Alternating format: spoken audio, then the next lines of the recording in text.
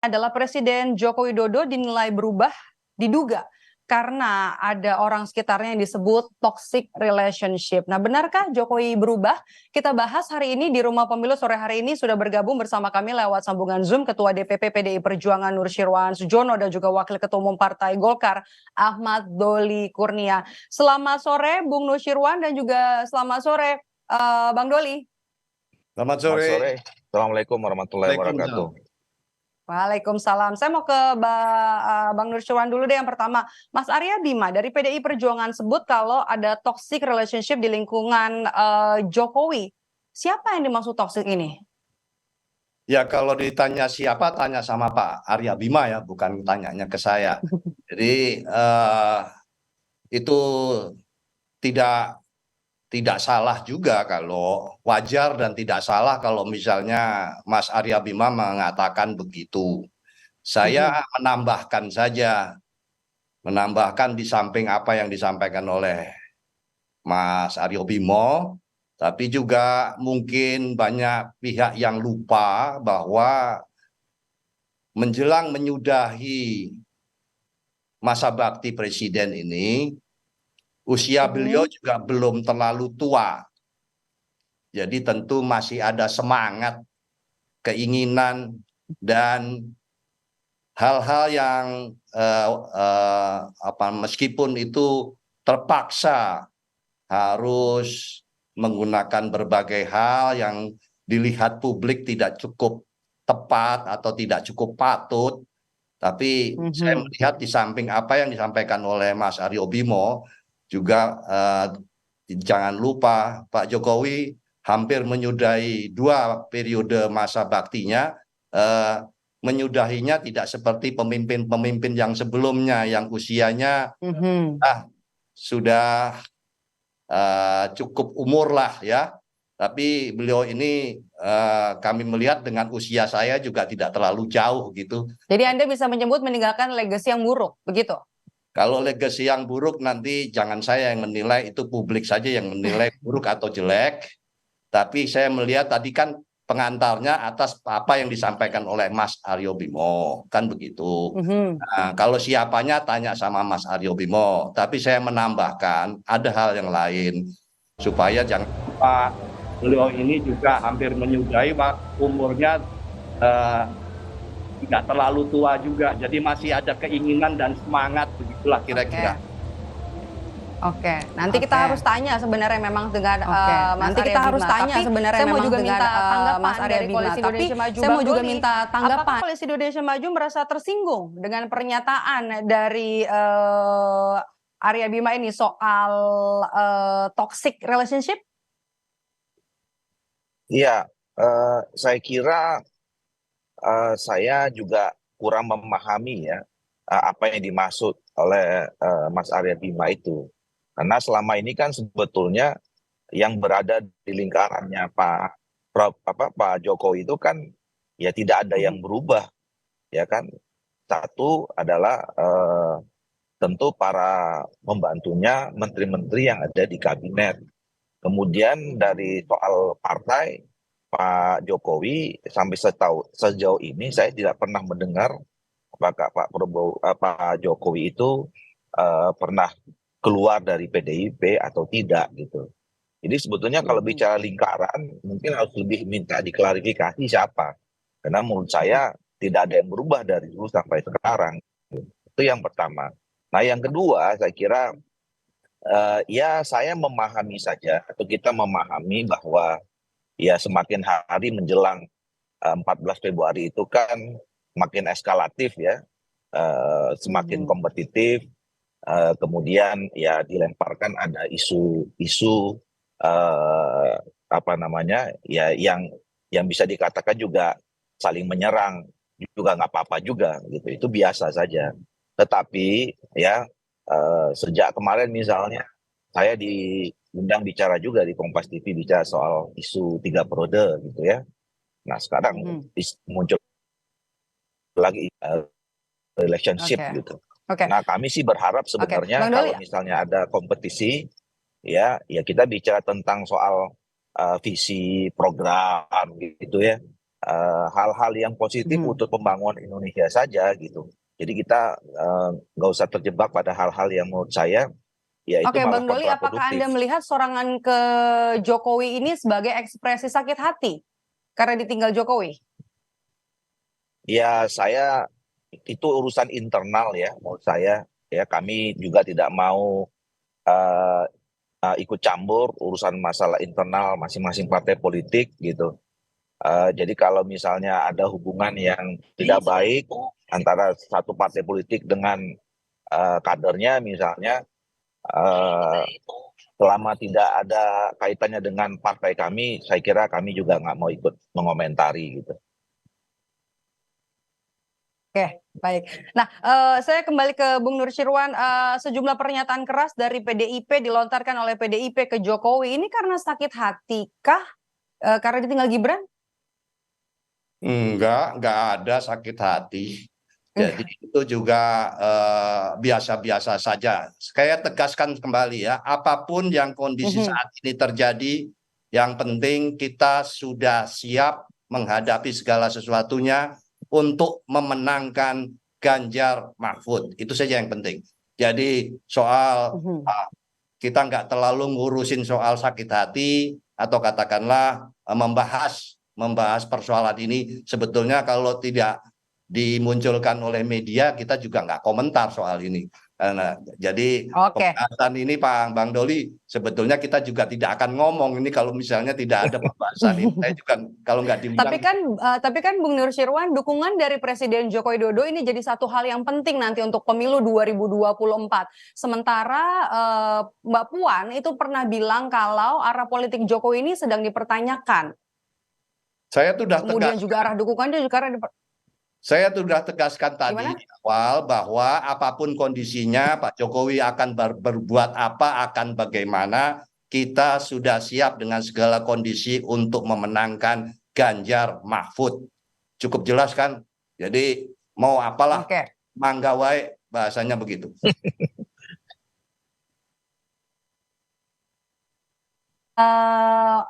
Menunjukkan ke publik ya, memang hubungan PDIP, Jokowi dengan PDIP sedang tidak baik-baik saja begitu ya, semakin menegaskan ya. Ya kan Anda yang mengatakan menegaskan tidak baik-baik saja, saya tidak mengatakan demikian. Silahkan publik menilai sendiri. Saya hanya bersikap bahwa kami hanya bersikap kita konsentrasi saat ini adalah mempersiapkan dan siap menuju pemenangan Mas Ganjar dan Pak Mahfud.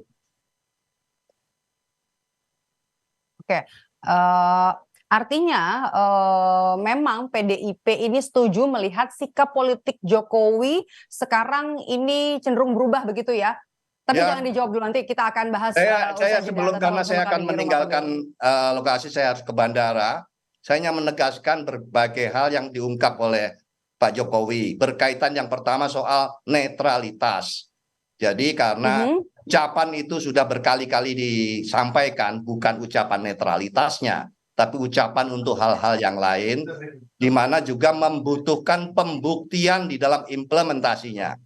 Jadi kalau berkaitan dengan persiapan pemilu, tadi kan menyampaikan bagaimana untuk pemilu 2024. Nah, saya ungkap saja sekarang yang berkaitan dengan diucapkan di forum pejabat kepala daerah, dan itu disampaikan berkaitan dengan netralitas. Ya, narasi itu baik, bagus. Kita hanya segera menunggu buktinya di lapangan seperti apa soal netralitas tersebut. Karena ini akan menyangkut sikap kita membaca dan mensikapi untuk politik ke depan.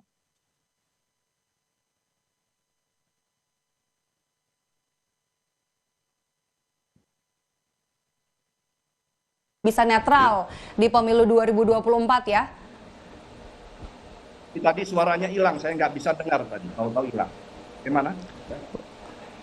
PDIP alih-alih tidak mau peduli dengan sikap politik alih-alih tidak mau peduli dengan sikap politik Jokowi Dodo yang dari politisi banyak PDIP Arya Bima yang menyebut sudah berubah, tapi lebih mau fokus kepada nanti minta bukti ketegasan netralitas Presiden Joko Widodo di Pilpres 2024. Bisa begitu. Karena itu nanti kan yang penting itu bukan apa yang diucapkan, bagaimana pelaksanaannya di lapangan, ya. Jadi seperti apa yang terjadi di Bali kemarin itu salah satu pembuktian sikap netralitasnya itu di sebelah mana. Kalau semua aparat itu melakukan hal seperti itu, ya nanti kita siap-siap saja menghadapi segala kemungkinan yang akan terjadi. PDI siap meskipun dinilai kondisi atau sikap politik dari Jokowi berubah. Terima kasih sudah bergabung bersama kami, sudah mau pindah tempat ya Bang Nusirwan. Berarti saya akan nanti lanjutkan dialog ini bersama dengan Bang Doli. Usai jeda kita akan bahas sikap politik Jokowi dinilai berubah oleh politisi Arya Bima dari PDI Perjuangan. Kita bahas nanti bersama dengan Ahmad Doli Kurnia usai jeda di Rumah Pemilu. Selamat jalan, Mas.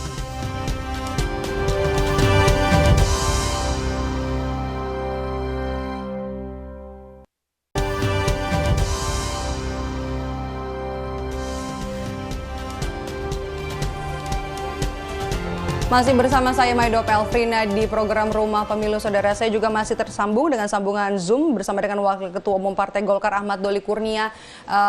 Tadi kita sempat ngobrol kan ya dengan Bung Nusirwan dari PDI Perjuangan.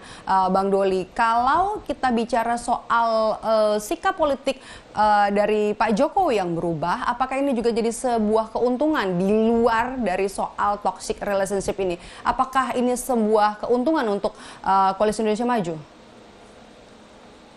Ya, seperti yang saya katakan tadi, kami sih melihat tidak ada yang berubah ya, apalagi dalam proses pengambilan keputusan, misalnya kemarin dikaitkan dengan penetapan pasangan Pak Prabowo dengan Saudara Gibran gitu ya. Nah, menurut saya Pak Jokowi malah kemudian menegaskan ya, mengundang 3 capres yang sekarang sudah terdaftar di KPU. Kemudian di berbagai forum menyatakan sikapnya secara netral gitu. Dan itu menurut saya sesuatu yang memang harus dilakukan ya. Karena apa? Karena kan Pak Jokowi juga saya kira pertama beliau adalah presiden incumbent. Yang kedua dia juga sebagai kepala negara yang tentu berdiri di atas semua kepentingan dan mewakili masyarakat Indonesia.